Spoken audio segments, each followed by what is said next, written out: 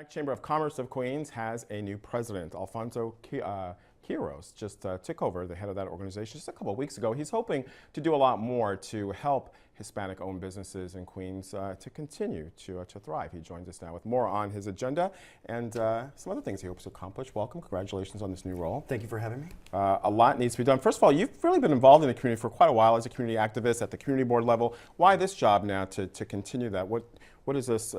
What is it about this organization that you think really is something that you wanted to tackle? Well, I have worked in the community for years, and this was really something that I felt like I could do something really good at. I have just been elected the president of the Hispanic Chamber of Commerce of Queens, and there's a number of issues that we really want to start to work on. One is really advocate for small and large Hispanic-owned businesses throughout the borough.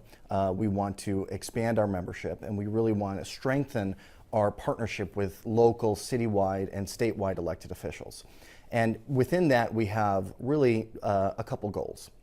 We want to, number one, make sure that the streets are clean and that they're safe. And the reason why we want to do that is because we feel that if the streets are clean and safe, more people will be able to shop there, more people will be able to visit there, and then the businesses will be able to thrive. It's that simple in some ways, just cleaning the... Sometimes it's really that simple. And one of the things that we're going to be working with, that we really want to work on, is expanding the 82nd Street Business Improvement District. And what that will do, right now the 82nd Street bid has about 2 blocks that it encompasses. And what we want to do is see an expansion along Roosevelt Avenue up to about 104th Street. And the reason why we want to do that is because we feel that this will really be an incentive to not only help some of these side streets, but really help the entire business district to improve and to really thrive. We'll talk about Roosevelt Avenue more in a second. What are some of the specific needs of Hispanic business owners, and how do they differ from other business owners? Small businesses and small Hispanic businesses are really the bread and butter of the city's economy. When they do well, the entire city does well. So we want to focus on making sure that Hispanic businesses can have help with trying to deal with city agencies. We want to be used as a resource to help them succeed. One good example is that one merchant came to me and he was having problems with customers arriving to he was an accountant, he was having problems with customers parking on the street because there were no parking meters. So we worked with some of the city agencies and local elected officials to get parking meters in front of their businesses. And it's something as simple as that. It sounds simple, but what it did is that it freed up space for new customers to come in and to be his customers and to come in and out. Sure. I think under the previous administration under Bloomberg, a lot of business owners, small and some large ones too, complained that the city was really hampering them with too many regulations and fines. Do you think that'll change now, or what can you do to change that now with the new mayor at City Hall? Well, we're really excited about this new administration, and we want to work really closely with them to try to help these businesses improve. And one of the things that we want to do is really advocate for them and to try to work with the administration to explain some of the challenges that these local businesses are having. And one of them is being fined these exorbitant fines for something that could be rather, silly almost in many cases.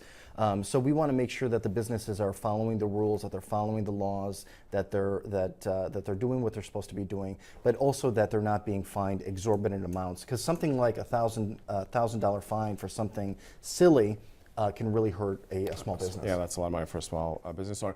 Talk more about Roosevelt Avenue. So much has been said and so much has been sort of talked about trying to get that really this corridor through Queens cleaned up.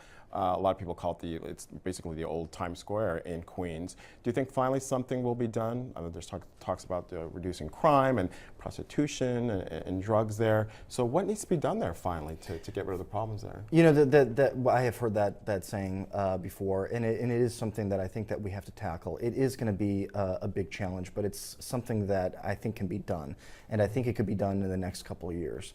And certainly we're going to be working with the police precincts, the local elected officials, to really address some of these larger problems like prostitution and gang-related activities. So more community outreach maybe from your More community outreach, making sure that we're talking with the police departments, making sure that they understand what some of our businesses are, what some of the businesses there are dealing with. But to say that, I can tell you that I have walked along Roosevelt Avenue very late at night. I have never felt unsafe there. I've always felt very comfortable. But it is something that we have to work on and that we're going to try to tackle. So you think it's more of a perception problem, image problem, or? No, I don't think it's an image problem. I mean, there's There are definitely solutions, problems yeah. there. One of the things, the reason I spoke earlier about expanding the business improvement district is because there really needs to be, we have to work on cleaning the streets and making sure that people feel safe. And that can be an issue for some people. So that is something that we believe the expansion of the bid will be able to do. Well, a lot of work ahead. Best of luck to you. We, again, congratulate you, and hopefully you get a lot of things accomplished there. Thank you very much. Thank you so much for your time.